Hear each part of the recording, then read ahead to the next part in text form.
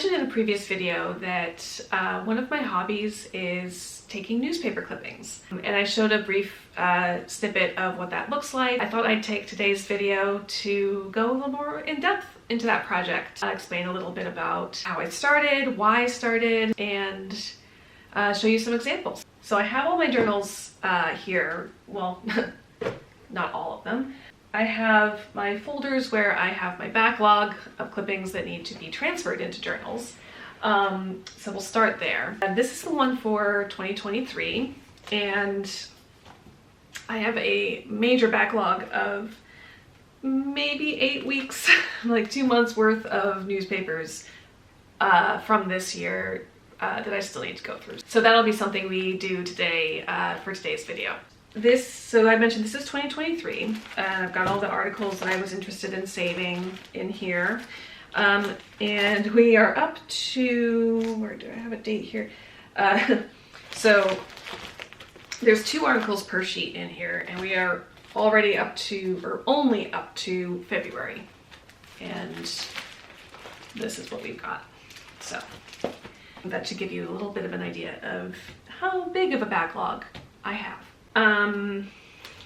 Where was it going with that? Oh, right. So most of my journals, in fact, all of them, are not chronological for this project. So I have journals that are full of, they tend to be kind of blocks of years based on when I was clipping the most. Now I'm doing it very consistently. So my past 2 journals are a mix of 2019, 2020, 2021, 2022, kind of an amalgam of that. So you have a article from 2021 on one page, and then you flip it and there's an article from 2019. So major hodgepodge there. Because I am doing it so consistently now, I figured I would experiment with doing a chronological view for 2023. So that's what we're doing with that one. Here's just some more of my backlog. These are, again, all articles that I have clipped that need to be transferred into journals. Here's even more backlog. You can see this is a 2-inch binder that is full. So again, it's very much an ongoing, lifelong pursuit, if you will. And then here's what a journal looks like, an example. So this is one where I got a little bit fancy on this side. This is the article here, and they kind of run the gamut. Like sometimes I use a lot of washi tape to decorate the pages. Sometimes make them a little bit more collagey, not usually, but sometimes. And then, you know, the majority are really just pasted in there, kind of plain, which is great because then I can go back through and add things to them, you know, decorate them more. For example, I was just looking through one the other day, and I have been heavily TikTok influenced by the journal rabbit hole there, and I did subscribe to CoraCrea Crafts. I think that's how you say it. Sorry if that's not right.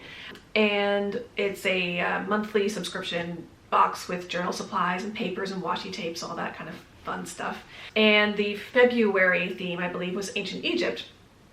And it's not really my sort of style that I would use in a collage journal or a junk journal or anything like that. But I do know that I've got an article that I saved a while ago, sometime in one of my older journals, about a discovery they made in ancient Egypt. So the supplies that came in that box will be perfect to decorate that page with. So very much something you can go back to, add little details here and there. One thing I really want to do once I get through a little bit more of this backlog is kind of go back and write notes, like from myself to myself, or to anyone else who may find these, you know, when I'm gone, which that's one of the reasons I do this. There's something about preserving history or preserving the historiography of the time, because obviously these are newspaper articles, things can be disproved, or there's certain societal perceptions that pervade through the journalist's, you know, eye at the time, and then those become different as time goes on. I've got some really interesting examples of that, particularly when it comes to exploring gender norms, or I have a really early article about pronouns, things like that, that the way they were communicated at the time would be different now. So all of that is just super interesting. I went on a tangent there and I can't remember where I was trying to get back to.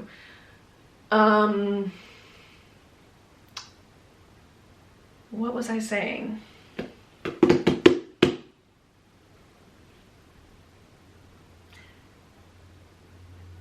I can't remember what I was saying. I guess I was starting to explain a little bit about why I do this. So part of the reason that I started this was, you know, I'm a history nerd. I studied history in school, and I love the idea of, oh, that's what it was. Okay, we're gonna come back to that, I promise.